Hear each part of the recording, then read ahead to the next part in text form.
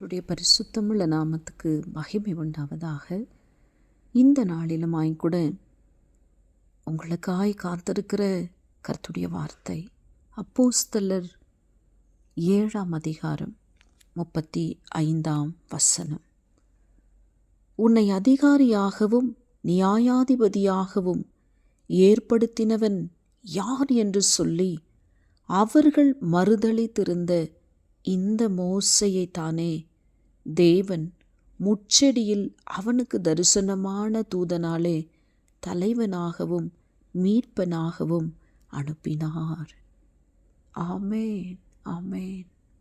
தேவனுடைய பிள்ளைகளே, அதிகாரியாகவும் நியாயாதிபதியாகவும் யார் உன்னை ஏற்படுத்தினார் என்று சொல்லி மறுதலித்து இருந்த அந்த மோசேயை தான்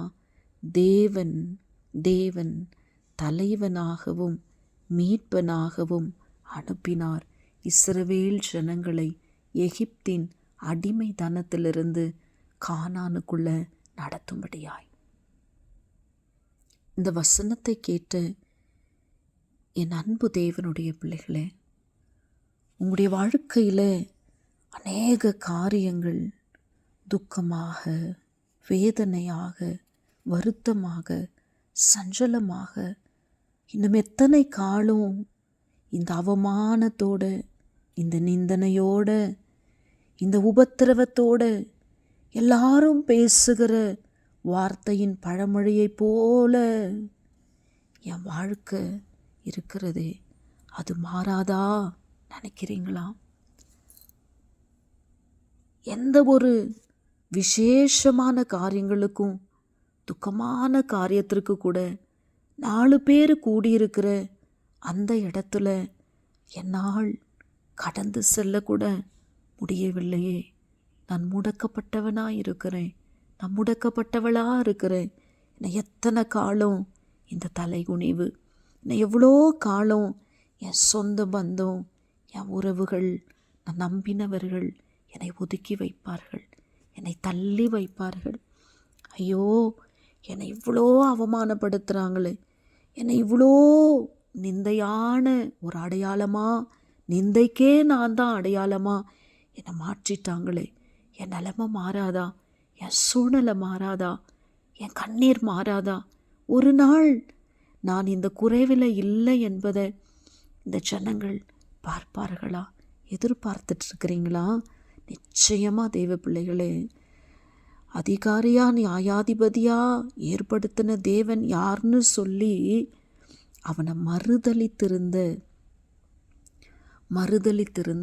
அதே ஜனத்துக்கு முன்பதாக தான் தேவன் மோசேக்கு தரிசனமாகி அவனை தலைவனாகவும் மீட்பனாகவும் அனுப்பினார் என்று வேதத்தில் பார்க்கிறோம். இந்த காலவெளியில் இந்த சத்தத்தை கேட்குற தேவ பிள்ளையே, உன் வாழ்க்கையில் கூட நீ தள்ளப்பட்டு குனிஞ்சி அவமான சின்னமாக இருக்கிறியா? தலை குனிந்து இருக்கிறியா? உன் வாழ்க்கை ஆண்டவர் மாற்றுவார். ஒன்றை மாத்திரம் நீங்கள் நினைவு கூறுங்க. வீடு கட்டுகிறவர்கள் ஆகாது என்று தள்ளின கல்லே மூளைக்கு தலைக்கல் ஆயிற்று. அது கர்த்தராலே ஆயிற்று. அது நம்முடைய கண்களுக்கு ஆச்சரியமாயிருக்கிறது என்று கர்த்தருடைய வார்த்தை சொல்லுகிறது. தேவ பிள்ளையே, நீங்கள் தள்ளப்பட்ட கல்லை போல் இருக்கிறேன்னு கவலைப்படாதீங்க. உங்களை தான் ஆண்டவர் மூளைக்கே தலைக்கல்லாய் மாற்றுவார்.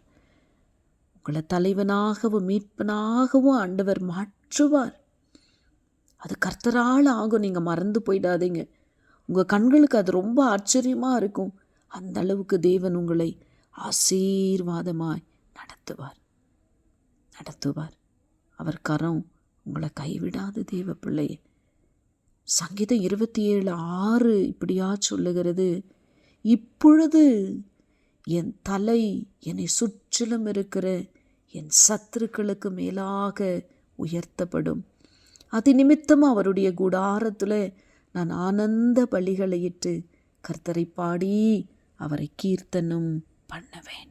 தேவ பிள்ளையே, உன் தலையை சுற்றிலும் இருக்கிற உன் சத்துருக்களுக்கு மேலாக, அல்லேலூயா, உன் தலையை தேவன் நிச்சயமாய் உயர்த்துவார்.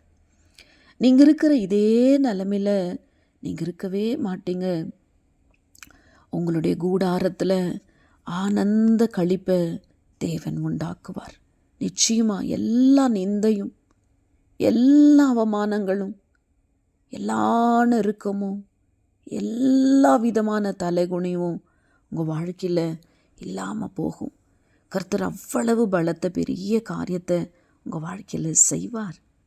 உங்கள் வாழ்க்கையில் செய்வார். நீங்கள் ஒன்றுக்கும் கவலைப்படாதீங்க. கர்த்தரை பாடி அவரை நீங்கள் கீர்த்தனம் பண்ணுகிற அளவிற்கு, ஆனந்த பலிகளை இட்டு ஆண்டவருக்கு நன்றி சொல்லுகிற அளவிற்கு உங்களை தேவனாகிய கர்த்தர் மறுதலித்திருந்த எல்லா ஜனத்துக்கு முன்பதாக தலைவனாகவும் மீட்பனாகவும் உங்களை ஆண்டவர் ஆசீர்வதிப்பார். May God bless you all.